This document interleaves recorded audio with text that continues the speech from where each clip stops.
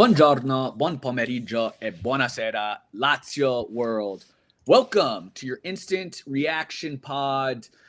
Consider this your stoppage time, which Caleb, we could have used a whole hell of a lot more given Fiorentina's antics to delay this one. Honestly, the 5 minutes and then an additional two wasn't quite enough, wasn't quite justified. I'm your host, Sean McIntosh, joined by my co-host, Caleb Adams, to chat, react, Lazio Fiorentina. This one, a 2-1 loss, a whole heck of a lot to chat about. It's got all of us filled with emotions. What a roller coaster ride, a chaotic, frenetic match. Caleb, how you doing, man? Man, I'm pissed after this game. I'm pissed, to be honest. Yeah, this was what an unfortunate way to show up for a match as big as this one. So much on the line. So let's dive right into this because we have a ton of thoughts, tons of opinions, tons of takes, hot, lukewarm, whatever. Let's jump right into the starting 11 because I think we have something to chat about when it came to Baroni's choices today, right off the bat. So a starting 11 that sees Provedel in net, Pellegrini at left back, which was to be expected given Nuno's injury, Romagnoli, Gila, your traditional center back pairing. But here's where it all goes wrong. Marusic at right back after so much rumors had been swirling that Hisai would get the nod. Guendouzi, but not paired with Rovella. Guendouzi paired with Dele Bashiru to his flank. And then Isaacson, Diaz, Zaccagni with Tati leading the line. And we see this one last couple matches. We think, okay, maybe Lazio has gotten rid of the yips early in games. And instead, we've seen Lazio get off to quicker starts, scoring some early goals. Not so fast, my friend. We are back to being on the other end of things, really just falling asleep.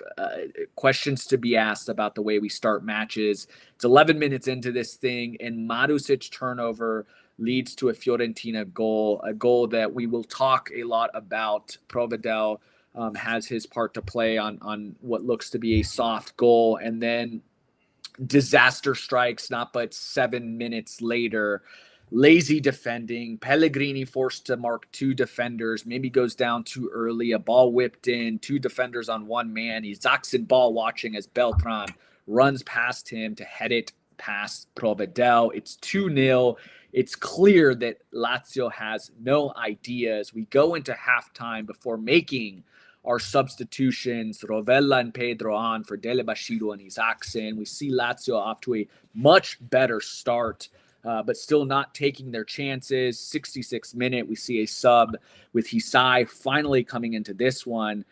But for Pellegrini with Marusic moving over to left back, we see a couple chances here and there between a few subs coming in. Again, Noslin in for Dia until the 92nd minute, where we finally break through a very compact Fiorentina. Marusic, after Tati kind of lofts this one high into the sky, Hisai heads it across goal. Marusic heads it in, gives Lazio some life. And then Marusic with a stunning strike, 95th minute. He takes one that I know you and I both said the same thing. We thought it went in. It was a wonderful strike. What a way to redeem himself that would have been. But De Gea comes up with a big-time save. And 98th minute, we see the ball land at the feet of a player who we want the ball to be at, right? If you're picking any player on the field who you want it to fall to, it's Pedro. So many times, time and time again in his career, but particularly this season, Pedro has come up big in big moments, and he strikes it beautifully, has De Gea beat, but it strikes the post to see this one end 2-1 in a massive blow to Champions League hopes. Caleb, give me your 3 words or less to describe this one. I'm gonna go with the Baroni Blues. Baroni Blues. I like that. The Explain, Baroni the friend. Baroni Blues. I think in these big matches we've played against the top 6 sides, we've made some dumb individual mistakes.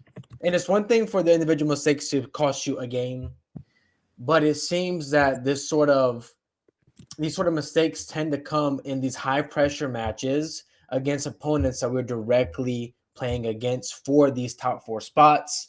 Our record against the top 6 teams in the league is quite poor.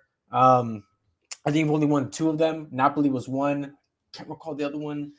Regardless, our record against the top 6 is poor. Now, Baroni's done a good job of getting us to beat the teams below that. You have to do that to even be in this conversation of top 4. Credit to him for sure for that.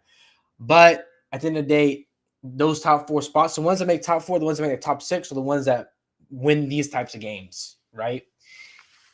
You can get away with just beating inferior opponents. You can finish top 6, but the difference between top 4 and top 6 are these types of games that you have to win.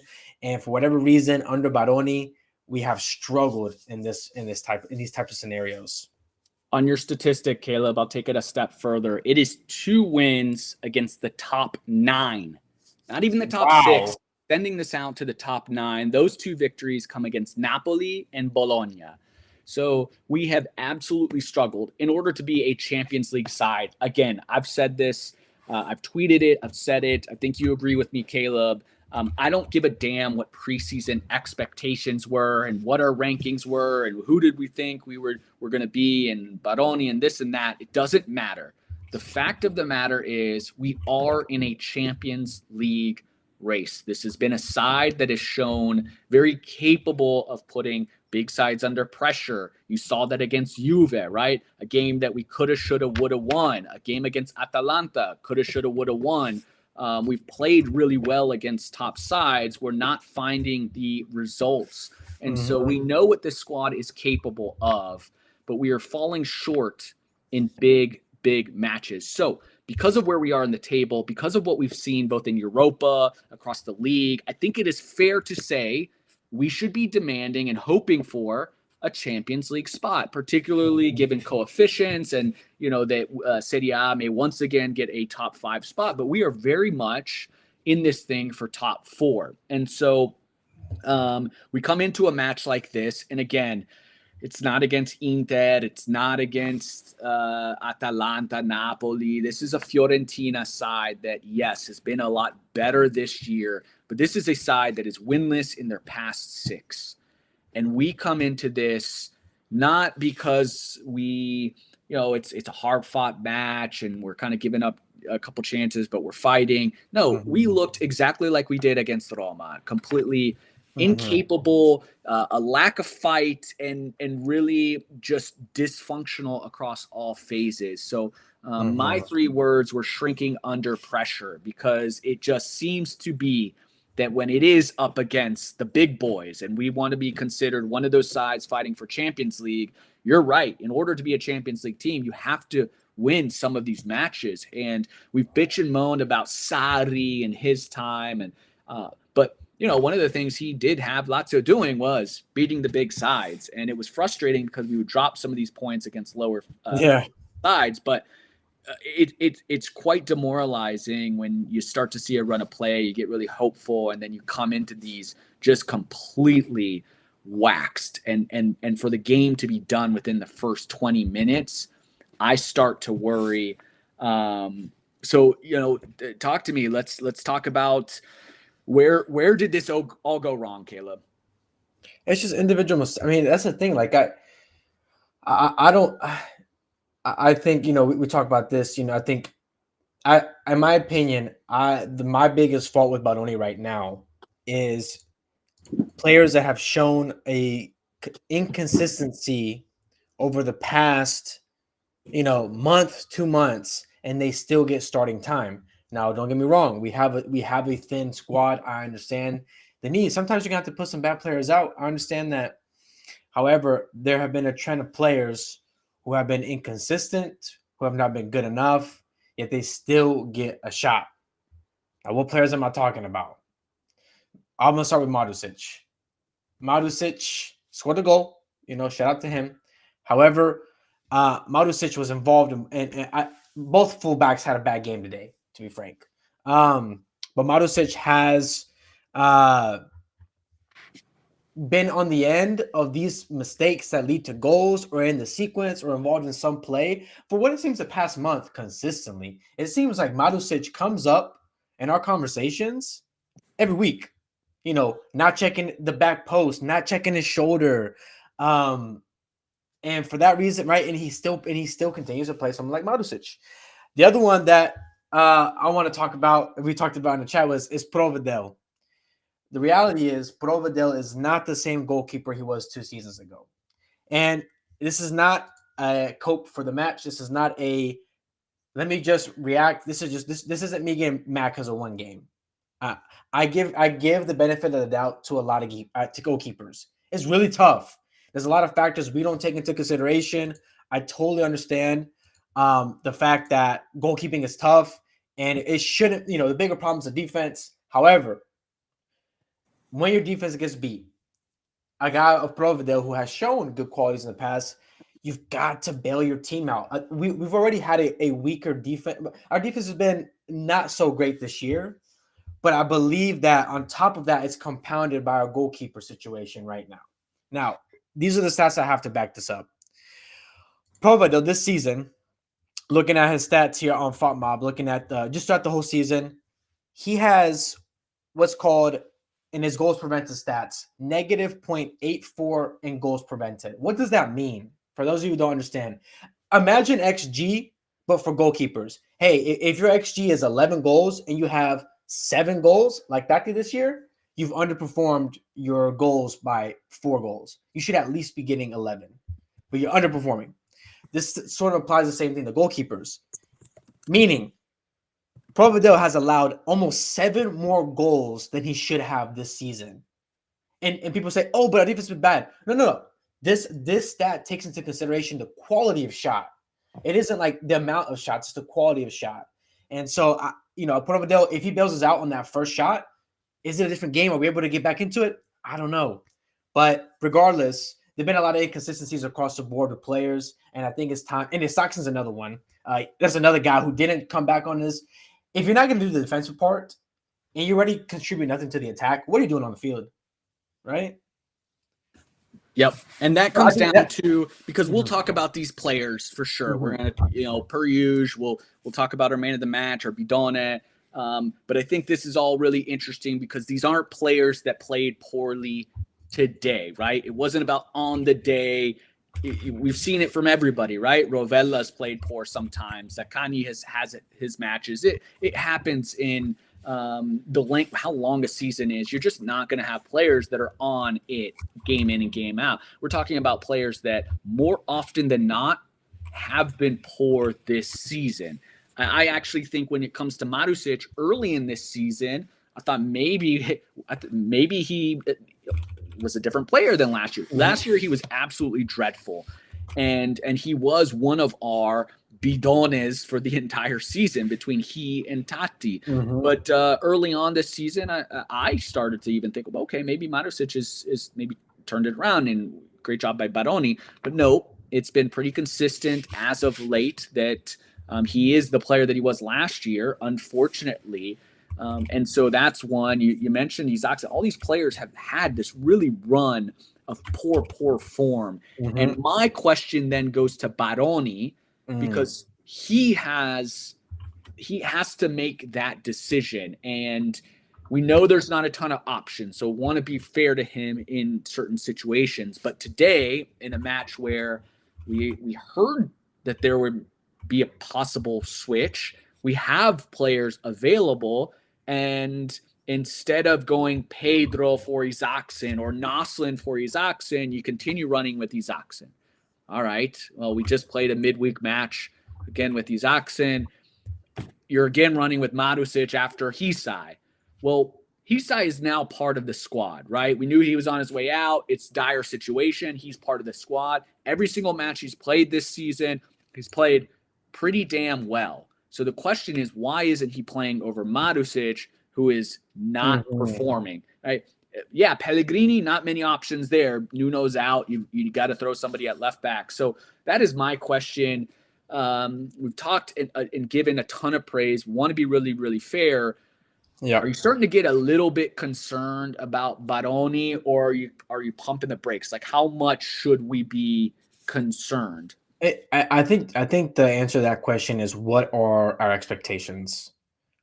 Are we expecting Baroni to be a finished product as a coach this season that is going to lock up, clutch up, get this team to a top four side in his first major job as a head coach? Is that, if our expectations are that, then maybe there should be some concern. If our expectations are that Baroni is not a coach that's still developing or learning, then the expectation should be, then yeah, like, we should be Why can't we concerned. have both? Why can't we have? Well, first of all, he's not a spring chicken, right? Like, I how much understand that. developing? It's like when you get somebody that's in his 60s, you kind of think, there's not a ton of growing. Now it's his first time in these situations, so you're always going to hope that somebody learns. But why can't he learn?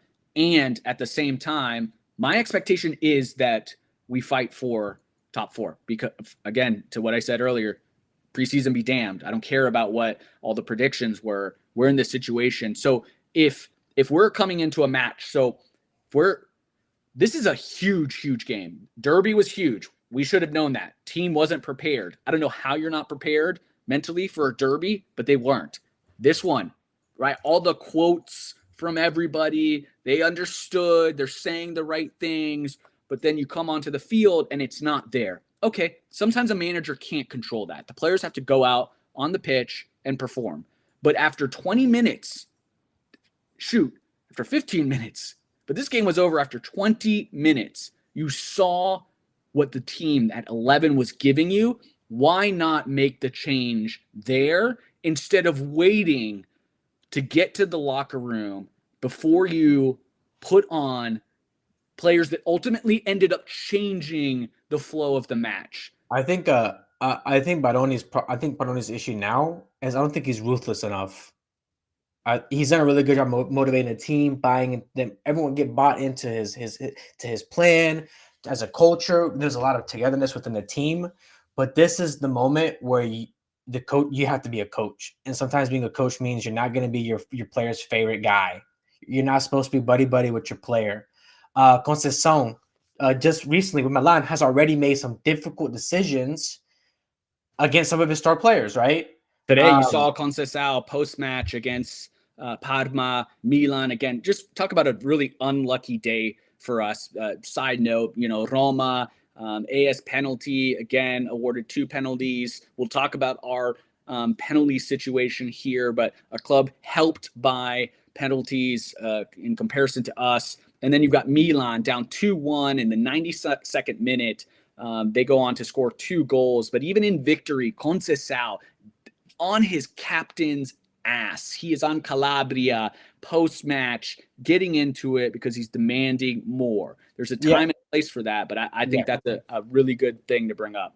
No, that is the one thing that and again, we have no idea how the dynamics are behind doors. Like, we're all saying this, completely speculating, but at least on the pitch, where we can see the dynamic between the coach and the players, it seems to me that Baroni is too he's too difficult. Well, he's not ruthless enough to make those difficult decisions. Those decisions were like, you know what, buddy, you cost us this.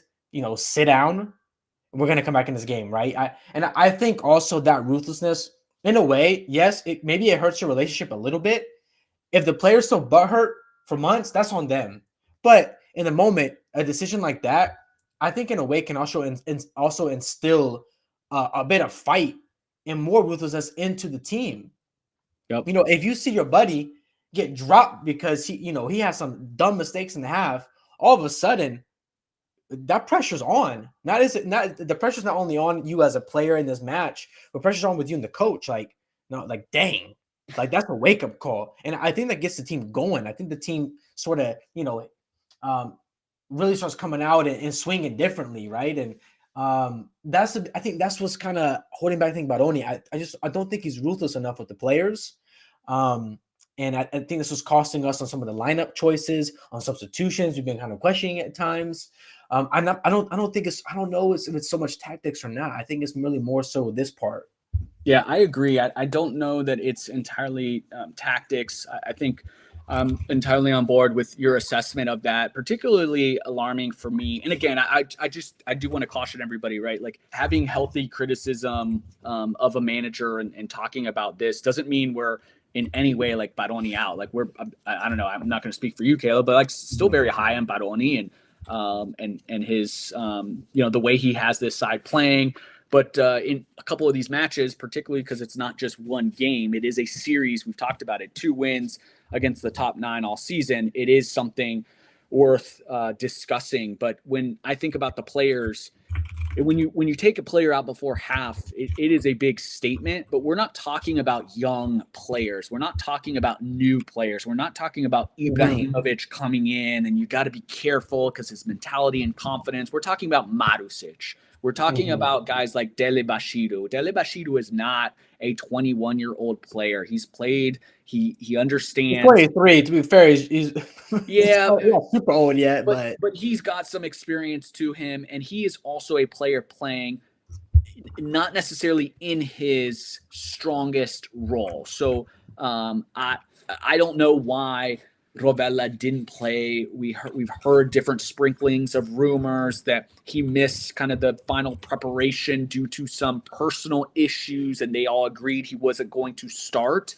But again, you come in, and as a manager, your responsibility is to make sure you put the team first in position to succeed. And once you saw the way Fiorentina was attacking and that you didn't have that cover, typically when we are being sliced open, I tweeted this, how important this was a showcase for how critical in the case closed argument as for why Rovella is the most important player on the field, because defensively we play way too high and we put ourselves in positions where we can get caught on counters, but we've relied on Rovella to be that cleanup man.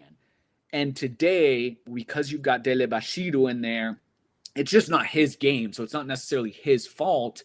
We were just so easy to slice open. And we already have a problem with players, particularly on our flanks, covering. Real quick in here, I don't even really think today was a midfield problem. Both their goals came off the fullbacks. No, for sure. But what I'm saying is of course, Rovella makes a massive difference. Yeah, he makes a massive difference covering. I mean, even look in that first goal, you kind of, if you look, obviously Marusic, stupid turnover. Guendouzi is there to fight, but like misses the tackle. But then Dele Bashiru is in a couple of those goals like a little bit softer versus that aggressive nature that Rovella has to get back in there and stick a man. So I just, again, and just the way he plays kind of gets everybody else going. And so for me, first 20 minutes in, even before, I would have liked to have seen Baroni quickly pull the plug on his initial 11, make those quick changes and say, look, Isaacson doesn't have it today. He is a player that generally 9 times out of 10, if Isaacson doesn't have it early on, he's just not going to have it. I haven't seen a match where he is on or he is off and then all of a sudden turns it. He's just not. He hasn't shown himself to be that type of player. And it's also, people point to some good performances. Every single performance that people that point to for Isaacson to defend him, saying, "Oh, but against this team, look at this." It's all poor teams, all of them. You know, it's all teams that were either in the Eredivisie or poor teams in Serie A. He's not it, but we're not here to talk about Isaacson right now. No. Well, let's talk about our players here. Unless there's anything you want to like discuss before we go into.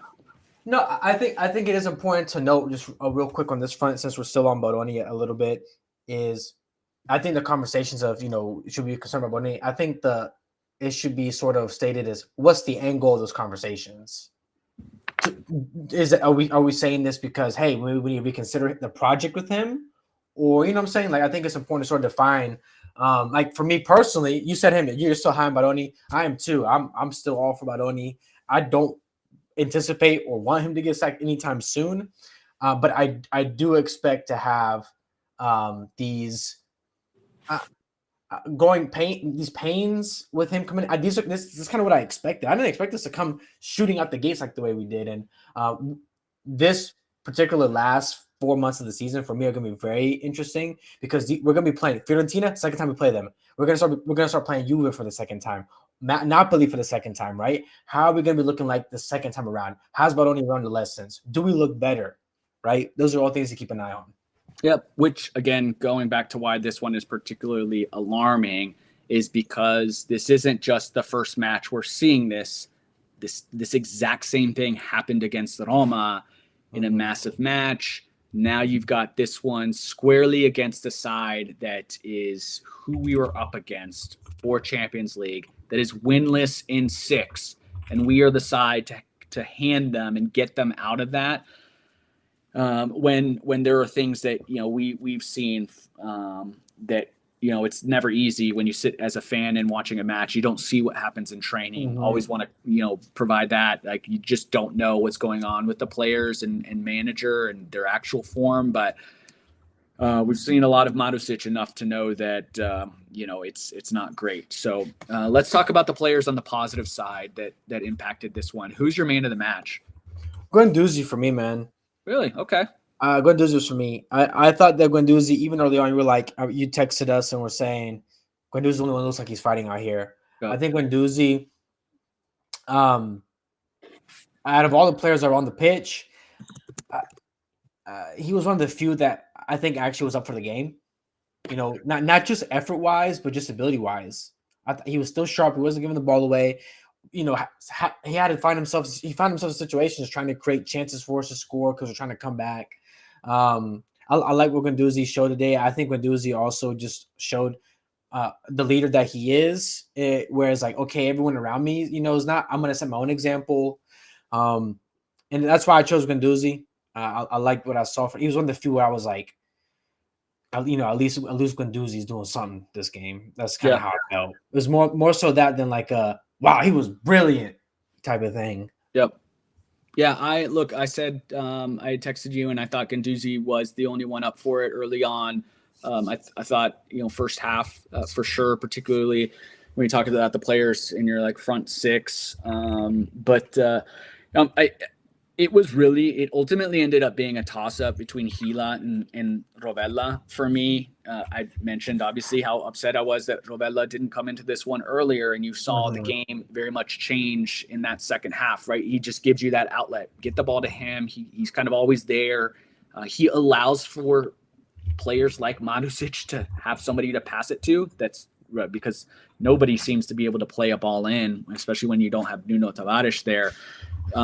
So I just thought he was fighting. He did really well not to earn a yellow because he would have been suspended in our next match. And I know it's really tough for Rovella. I thought it was, we talked about stupid announcing. I thought there was, from the Paramount broadcast, a pretty stupid reference from Patrick, I forget his last name, Kennedy. Maybe he had referenced the fact that Rovella has 10 yellows in 19 matches this season, and that's an area of focus for him that he needs to get better on. But Rovella has to be in those situations. That is what is demanded of him, and he has to be the one to take a lot of these tactical fouls, and sometimes they're not warranted as far as being a yellow. And we know we're often on the side of things that's a bit more harsh. So we see yellows when they probably should just be generic fouls. But I thought Rovella came in and really helped change the game. And there was an opportunity where he should have shot it. But that was pretty early on where, again, we were getting into the box and we hadn't gotten into the box at all. And then I really liked what I saw from Mario Gila as well. We talk about another player that just kind of understood the situation. He was making darting runs. He was cutting up a defense. There was one moment where just an absolutely world-class move by him where he kind of beats the defender to the ball and heads it to himself. Yeah, I saw that. Yeah, nice. And just, makes a nice safe pass out of that. And it's just these small things that you see that really indicate just high-level IQ, technical ability. I thought, obviously he took a couple cracks at it and it didn't go the way that it went against Real Sociedad, but I just thought he was up for it as well. So, but I also, Guendouzi was obviously in my mix, but for the reason that he came in and changed the match, it's got to be Rovella for me. Yeah, no, Rovella was great. I thought it was good too. I think Romagnoli had some big tackles too as well. Yeah, he did. He really did. I think Romagnoli came up. I think he was an underrated player this game. But that's like it's underrated because he does that every game. Yep. Hill has much more flashier center back, but Romagnoli makes has as big of an effect in his own way. Yep. Well, when we talk about Bidone, there are a lot of players to discuss, and I do want to discuss them all. And I know we've thrown out a few names, so let's get it out of the way. Your Bidone, and then we'll start talking about kind of just the problems, because it was a team problem. Like, obviously everybody played their parts, but it was wholly just a big Bidone performance from a lot of guys, aside from those three that we named. So who's your Bidone of this one? Yeah, that's what I hate about, just picking one, because it's like, man, I think so many of them had just it was a game full of guys that had, out of a 10 rating, a bunch of 3s and 4s today for most of the players, to be fair. Mine was Madusic. Again, I know he scored a goal, but you're not in that position to begin with. I do think that both of our fullbacks are really quite poor. I thought even on the second goal, yes, Pellegrini was didn't have Saxon chasing back to help support him, but Pellegrini he loves slide tackling. Like he thinks he's like he thinks he is Nesta in his mind. Like he sees these opportunities and he's like, I'm outnumbered, but what should I do in this situation? I should just slide and completely get myself out of the game. That's what happened on the second goal. He slide tackles. It's all here with him. Yeah, it's and that's what we've seen. I made this note, and obviously I was, like many, like I was high on Pellegrini. I was excited. You get a Laziale in there, somebody that'll fight. And there's in his first season, we were kind of wondering, why isn't he getting playing time? And then when he got some playing time, he actually looked quite solid, and then he would get injured. But I think I'm ready to just abandon that, unless it's absolutely necessary, which unfortunately it is right now. It's all up here for him. He just doesn't seem to have the IQ. To your point, like, why is he sliding? He's overly aggressive in moments where he doesn't need to be. He gets beat by a defender and he decides to go down to ground or foul them when he has help in front of him. It's these little moments where if he just cleaned up these small things. But what's really frustrating on that is, especially on that second goal, was you're in a situation, you're outnumbered, unfortunate situation. The first thought that I think any of us think is, hey, we're outnumbered. At that point, contain. You do the best you can to try and get a hold of both of them. Hold there as long as you can until you get support. Instead, Pellegrini slides, misses completely. I don't know who crossed the ball in, but he literally just walks into the box and has a free lane to pass it over to whoever scored the goal on the other side of the header, who also shouldn't have been open over there. And that was Beltran who scores, and he scores because for once you actually have, like, as they're attacking us, Pellegrini, their wingers are overloading. Pellegrini is forced to kind of defend two guys. Unfortunately, Zaccagni wasn't there to help. Like you said, Pellegrini goes down, takes himself out of it. You see on the run, Manusic actually looks over his shoulder, sees the defender is on him, kind of steps forward, but then he zacks in, just is staring at Beltran, like just watching him run, and it's an easy header, a header that I don't want to throw a dig in, but if we were on the other end of it, Tati would have just blown it. But Beltran, it's just a clean, easy header. Isaacson just asleep, and this is where it's such an odd thing when you talk about Lazio's defense, because you would think it means our center backs are trash, right? That would be the assumption. You see these goals, we give up 2 goals, or shitty defense. And clearly, Gila and Romagnoli have to be the problem. But it is a combination. It is team defense. It is your wingers and fullbacks that are completely abandoning and not supporting your center backs, which is really, really frustrating. I think this team, it's been this case for a good while now, but fullback has got to be a spot. We have Tavares, which is fantastic. But I mean, this is a position that I feel haunts us for quite a bit now, for the past few years here, at least. We got to get that sorted out. So I agree with the overall Bidone. Marusic was mine. Despite it would have taken him scoring that 95th minute banger to erase all sins, but it didn't go in, and so I agree with you as far as Bidon is. And then we can kind of go tit for tat. My next one there was Isaacson, and just talked about it on that goal that he conceded. It's if you're not attacking and if you're not providing anything in the offensive phase of the game, then you better fight back. We used to talk about, man, how much do we miss a Felipe Anderson, right? We used to all frustrated with Felipe. I was like, no, he was our most consistent. And on nights where he wasn't beating his man off the dribble and contributing in the attack, he was incredible tracking back. You could always rely on something from him. And Isaacson is the anti-Felipe Anderson. He's just what does he do? It's funny you mention that, because also Felipe is so good with both his feet. And Isaacson, just like, if he has to put anything on his right foot, I literally, he beats a guy, gets a space. Doesn't matter. It doesn't matter when he's on the right side, because he has to cross on his right foot. He makes a space on his right foot, just shanks it into the box somewhere. It's just. And it's like he plays in it, which is so odd, because last year I thought he was the one player that felt like he had some freedom and, this is really nice because he'll attack. But this year he plays so scared. He never seems like he knows what he wants to do. He always cycles possession back, and he never just. You think about when Dia has the ball in the box, how killer he is, and it's he knows exactly what he wants to do. Isaacson is just you see his brain trying to work, and he just doesn't play with any sort of instinct and confidence. And then again, it all goes back to, if you're going to be like that in attack, then you better be fighting back on defense. And he was just absolutely dreadful today.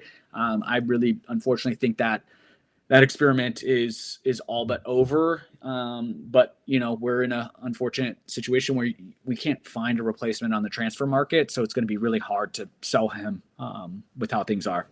Yeah. So give me another one. Another bad player. Yeah, just keep going, guys. I talked about Providel already. I think there needs to be a lot of questions asked about, the future of that position for this team. Whether it's in the off season. Now give Mandas some shots. Mandas had a great little stretch there last season. We didn't sell him, right? We got a lot of offers for him. He is getting Europa League run. He is. But what I'm saying, and I think at some point, there was reports 2 years ago came out, Manchester United wanted to buy Providel for 40 million. I was maybe one of the few that was like, sell him, bro. Are you kidding me? We're in Italy. We can get another keeper. That for me is such a replaceable position. Yeah. However, I do think there needs to be at least. I do think Mandas deserves a shot. When you're underperforming, you're expected. Your goals prevented by nearly 7 goals, 7 extra goals. Teams have to. And let me actually. I just saw this actually as well. I want you to guess. Have you looked at the XG numbers for this match at all? No. Okay, don't look at them. Don't look at them. Okay. Don't look at them. I want you to guess. Just kind of give off the top of your head. What do you think the XG was for both sides today? I would think our XG, particularly when I think about that second half, was probably 2.3 to 1.5. Okay. This right here is why I am so adamant about Providel getting benched, at the very least, just give Mandas run. Okay. We had 1.43 expected goals. Okay. Total. A lot of that came in the second half, I'm assuming. First half, I think the only shot we had all half, I think, was Gila skying it or something like that. Yeah, first half, and I have it here if you want me to break down. Yeah. All right. So first half, we had 63% possession, but the expected goals was 0.3 to Lazio and then 0.56 to Fiorentina. Six shots for Lazio, none on target, however. And then Fiorentina had 5 shots, 3 of those on target. And then second half, if you want me to. No. I mean, that's fine. That's all I need to know. My point with that is Fiorentina were only supposed on paper should have only scored at most barely 1 goal. They had 2 goals. That becomes a reflection of the goalkeeper at that point. Like they should have had one. That second goal was also a great header. I mean, to be fair, he was wide open, but you still got to put it away. And there are some questions in positioning there. I think Provedel you could ask, but I'm no goalkeeper expert. But with that said, conceding 2 goals, and none of these were wonder goals. None of these were like wonder goals here. Off a .59 xG, I mean. Yeah. Look, this all does show something, particularly just in the second half difference. Again, I shared the first half XG. You look at the second half, we came out and it was 80% possession. We had 1.12 expected goals. Obviously, we ended up scoring 1. But we held Fiorentina to 0.03. Obviously, the match changed. Fiorentina didn't need a goal. We had 16 total shots. Fiorentina only had 2. However, and this comes to be a little bit of a problem. We brought this up before.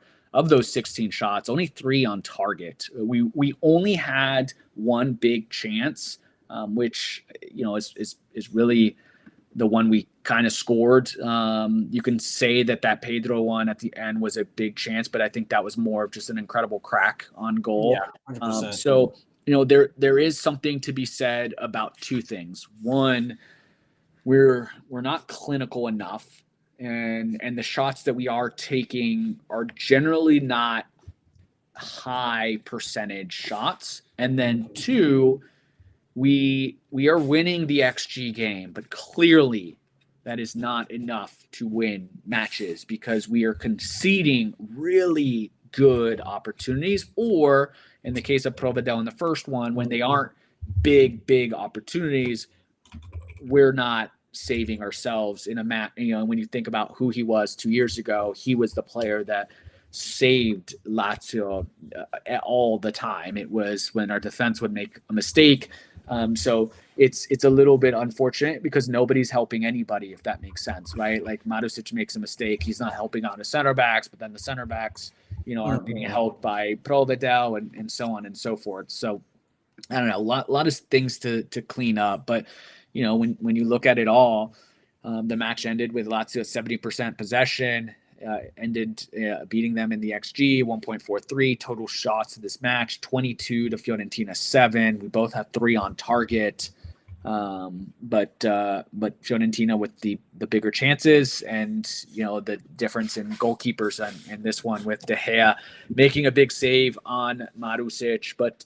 Let's talk about the other thing that influenced this match. And it's funny because I follow Viola Nation on Twitter and the Fiorentina account here in the United States, and they were griping about the ref, and obviously many of us in the Lazio world were griping about the ref. So what do you think about the refereeing performance today? Honestly, there were some things that we didn't get called. There were some inconsistencies. But I just don't think this is a game where the ref cost us. It's so tough for me to look at this game and think, we're down 25 minutes into the game off of some stupid goals and thinking, oh man, this wasn't a ref. I don't think the ref cost us, but here's what I'll say, because this is the inconsistency that will cause me to absolutely lose it. And and this is great. I don't know if this will show. This is a really long comment by Adrian Trito that I'll show here up on YouTube if you're following along. I'll read it out. Adrian Trito on YouTube says, we played bad the first 25 minutes, but it was a disaster by Rapuano, who is the head referee in charge. He denied a penalty at the end of the match on Tati when the linesman waved the flag for a penalty. when you consider what Roma got, again, 2 penalties today, often soft ones, it really starts to get your blood boiling because you're right, Caleb. The referee we didn't lose the match because of the ref. We have to do better. Onus on us.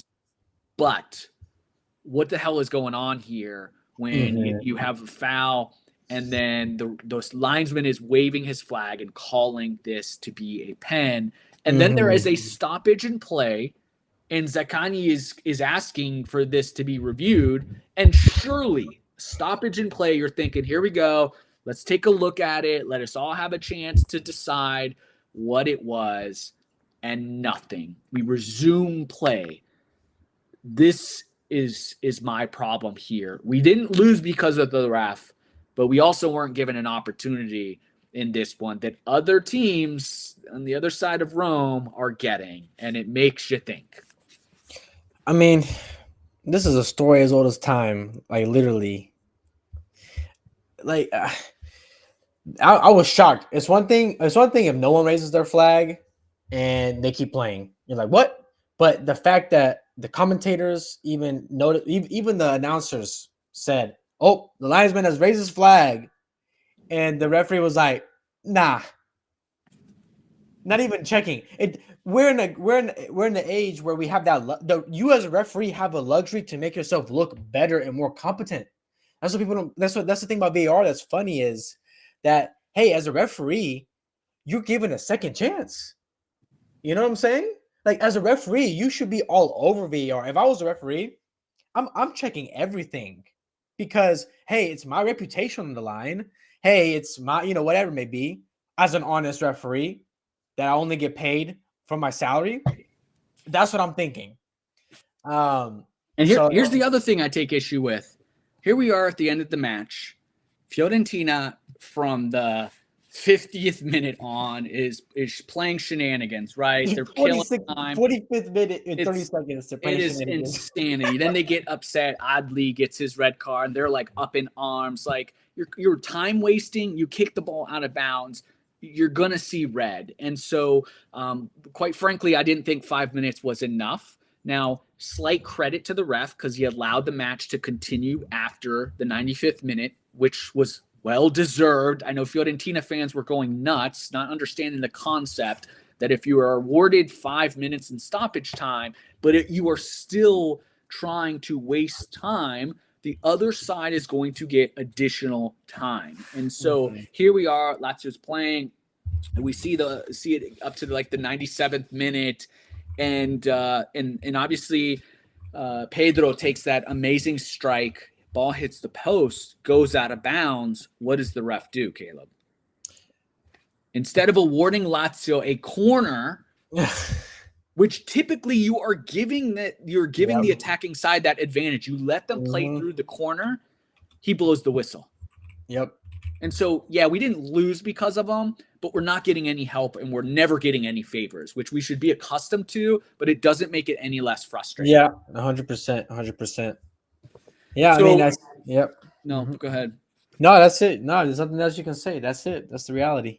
So looking at the table now, we still sit in 4th place. We are at 39 points, 2 points ahead of Juve. This is all going to make me sick thinking about what could have been.